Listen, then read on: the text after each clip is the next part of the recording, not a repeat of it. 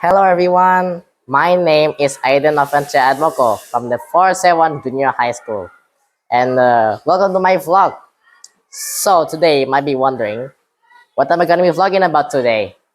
Well, it's about a tourist destination, of course, but it's not just any tourist destination. It's a very little known one. It's not a beach, it's not a temple, no, nothing like that. It's just a cave and we know it as Gua Slarong.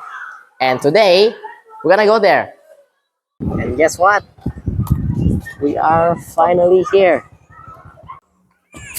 Okay, we are now here at the entrance to Guaslang, the gate. Not the cave itself, but still. Here's the entrance, alright? Over there, you can see the big statue of Tangan ni Panagoro. That might be a clue as to what's gonna be special about this cave. Alright? And I believe there's nothing else to do, and we should go in. Alright, we're here. Look at this big sign. Most importantly, tourists. Well, it's not a lot, but there are still some tourists. And what's important is that we are now here at the cave. Well, not yet. There's still a really, really big flight of stairs. And those are the stairs to the cave. And let's count the steps, shall we? 1, 2, 3, 4, 5, 9, 70, 71, 72, 73, 74, 75 steps. And we're finally here. Okay, we are here at Gua Slarong. Over there is Gua Putri.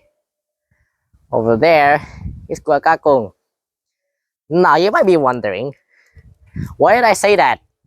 Well, because Slarong Cave is more like Slarong Caves. There are two caves in this area. One was for Panganipan girl's wife, and the other one was for Panganipan girl himself. And that's because there's some history to this. So over here to the left from the stairs is Gua Kakung. So Panganipan girl's cave. Okay, pushing the back camera for this. Gua Kakung. This is the actual cave. Well, to be honest, it's more like a hole in the wall. You see? There is a very rectangular hole though. We are from Gua Kakung. There we go. Gua Kakung. We're now going to Gua Putri. The one over there. To the right of the stairs. Over here is Gua Putri. I see an old sign here next to the new one. You see? Over here, unrelated, it's just some random walkway that leads nowhere. Gua Putri. Careful. The rock face is very low. You gotta bend. Bend over.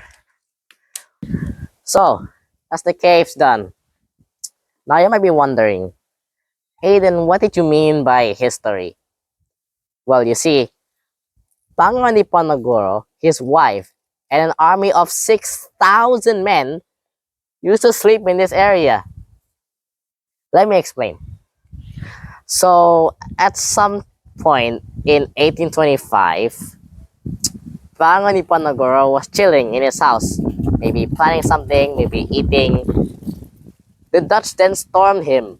They stormed his house. You know where he fled? Panganipan fled to Salarong. And he found two caves, one for him and one for his wife. He had always wanted to make Salarong a command post.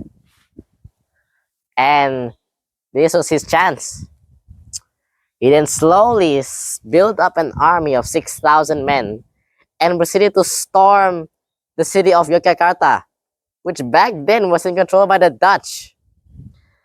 The attack was successful, but he didn't occupy the city, weirdly enough. But still, it was a successful attack and proving a pretty genius guy. And he turned two caves into a whole command post. Eventually, the Dutch tried to retaliate by storming Salarong, of course. Find these two caves, find Panganipan, and capture him. But when the Dutch arrived, he was nowhere to be seen. His army had split up into different groups and ran around the area. He was nowhere to be seen. Very, very sneaky guy, you know. And so the Dutch lost another chance to catch him. He slipped away. And that's the history. Even though you might find it underwhelming, still pretty cool caves. And also there's scenery. Scenery, man. Scenery. Well, that's just about it for this long cave area. Not much else to see. Hey, I hope this vlog convinced you to sort of, pay this place a visit because it's really quite an empty place with a bunch of history and a bunch of things, a bunch of scenery. There's just so many things here, but it's so empty. You see? Well, that's about it for today. This is Ada Atmoko from the Forest Hill Junior High School. Thanks for watching. Bye.